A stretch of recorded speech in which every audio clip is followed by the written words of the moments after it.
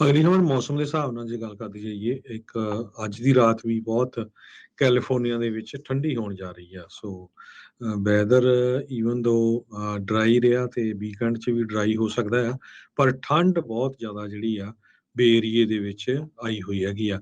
ਸੋ central ਵੈਲੀ ਦੇ ਵਿੱਚ ਵੀ ਇਹੀ ਕੁਝ ਹਾਲ ਹੈਗਾ। ਕਈ ਜਗ੍ਹਾ ਦੇ ਉੱਤੇ 33 ਡਿਗਰੀ ਟੈਂਪਰੇਚਰ ਪਹੁੰਚਿਆ ਆ। ਬੇ ਏਰੀਏ ਦੇ ਵਿੱਚ 45 ਡਿਗਰੀ ਵੀ ਰਾਤ ਦੇ ਸਮੇਂ ਤੇ ਪਹੁੰਚਿਆ ਸੀ। ਜੀ, ਸੋ ਫਰੀਜ਼ ਵਾਰਨਿੰਗ ਕਈ ਸ਼ਹਿਰਾਂ ਦੇ ਵਿੱਚ ਇਸ ਟਾਈਮ ਜਾਰੀ ਕੀਤੀ ਗਈ ਹੈਗੀ ਆ। ਸੋ ਠੰਡ ਤੋਂ ਭਾਈ ਆਪਣਾ ਬਚਾਅ ਰੱਖਣ ਦੀ ਪ੍ਰਬੰਧ ਕਰੋ। ਗਰਮੈਸ਼ ਜਿੱਦਾਂ ਵੀ ਤੁਸੀਂ ਕਰਦੇ ਆ, ਹੀਟ ਦੇ ਨਾਲ ਵਾਧੂ ਕੱਪੜੇ ਪਾ ਕੇ ਉਸ ਦਾ ਜਿਹੜਾ ਉਹ ਧਿਆਨ ਰੱਖਿਆ ਜਾਵੇ।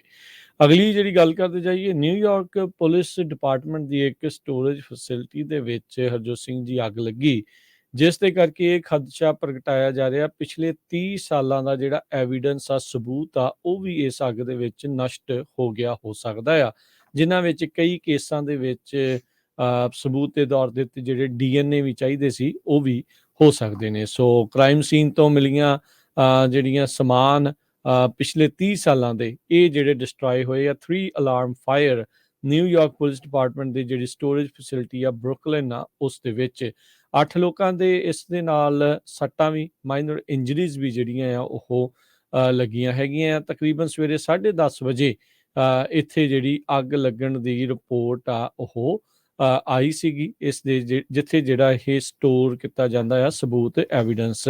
ਫਾਇਰ ਡਿਪਾਰਟਮੈਂਟ ਜਿਹੜੇ ਨਿਊਯਾਰਕ ਦੇ ਚੀਫ ਆਫ ਡਿਪਾਰਟਮੈਂਟ ਆ ਜੌਨ ਹੌਜਨਸ ਆ, ਉਹਨਾਂ ਨੇ ਇਸ ਦੇ ਵਿੱਚ ਦੱਸਿਆ ਹੈਗਾ ਆ।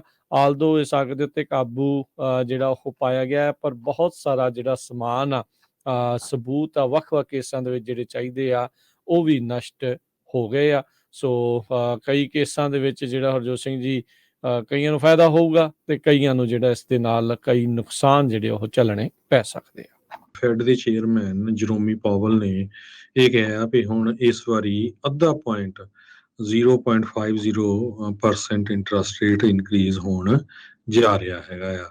ਸੋ ਨਾਲ ਹੀ ਉਹਨਾਂ ਨੇ ਇੰਡੀਕੇਸ਼ਨ ਦਿੱਤੀ 23 ਦੇ ਵਿੱਚ ਵੀ ਇਹ ਇਨਕਰੀਜ਼ ਹੋ ਸਕਦਾ ਆ, ਤੇ ਨਾਲ ਹੀ ਨਾਲ ਉਹਨਾਂ ਨੇ ਇਹ ਕਿਹਾ ਵੀ ਅਸੀਂ ਰਿਸੈਸ਼ਨ ਤੋਂ ਬਚ ਸਕਦੇ ਹੈਗੇ। ਜੀ ਬਿਲਕੁਲ, 2007 ਤੋਂ ਬਾਅਦ ਹੁਣ ਪਹਿਲੀ ਵਾਰੀ ਇੰਟਰਸਟ ਰੇਟ ਸਭ ਤੋਂ ਆਪਣੇ ਉਤਲੇ ਪੱਧਰ ਦੇ ਉੱਤੇ ਦੇਖੇ ਗਏ ਹੈਗੇ ਆ। ਸੋ ਫੈਡ ਦੇ ਜਿਹੜੇ ਫੰਡਸ ਦਾ ਰੇਟ ਆ ਉਹ 4.25 ਤੋਂ 4.5% ਦੇ ਉੱਤੇ ਕਰ ਦਿੱਤਾ ਗਿਆ ਆ। ਤੇ ਇਸ ਸਾਲ ਦਾ ਜਿਹੜਾ ਇਹ ਲਾਸਟ ਜਿਹੜੀ ਹਾਈਕ ਆ ਉਹ ਆਪਾਂ ਦੇਖਦੇ ਹਾਂ 7ਵੀਂ ਵਾਰੀ ਇਸ ਸਾਲ ਦੇ ਵਿੱਚ ਇੰਟਰਸਟ ਰੇਟਸ ਆ ਉਸ ਦੀਆਂ ਦਰਾਂ ਨੂੰ ਵਧਾਇਆ ਗਿਆ ਹੈਗਾ ਆ। ਤੇ ਪਰ ਨਾਲ ਦੇ ਨਾਲ ਜਿੱਦਾਂ ਹਰਜੋਤ ਜੀ ਨੇ ਦੱਸਿਆ ਵੀ 2023 ਦੇ ਵਿੱਚ ਵੀ ਅਜੇ ਇੰਟਰਸਟ ਰੇਟ ਵਧਾਉਣ ਦੀ ਪ੍ਰਕਿਰਿਆ ਆ, ਉਸ ਨੂੰ ਰੋਕਣਗੇ ਨਹੀਂ। ਇਨਫਲੇਸ਼ਨ ਦੇ ਉੱਤੇ ਕਾਬੂ ਪਾਉਣ ਦੀਆਂ ਜਿਹੜੀਆਂ ਕੋਸ਼ਿਸ਼ਾਂ ਆ ਇਹ ਲਗਾਤਾਰ ਚੱਲ ਰਹੀਆਂ ਆ।